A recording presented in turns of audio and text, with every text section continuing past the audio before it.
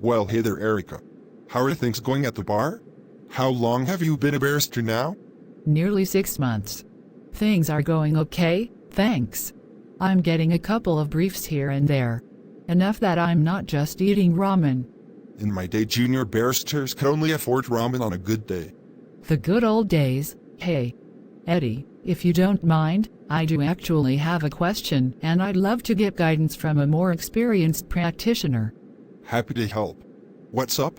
Well, I have been offered a brief for my first big criminal law case. A jury trial, in the district court. Oh, that's great. Well done, you. I'm not sure I want to take it on. Why's that? It could pay for a lot of ramen.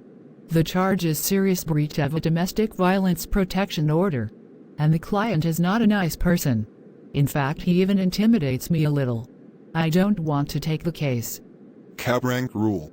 You don't have much choice.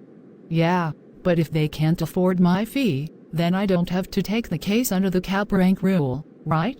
Well, yes. So if my fee became, say, $1,000 an hour, just for this case, they would find a cheaper, more experienced barrister, right? Erica?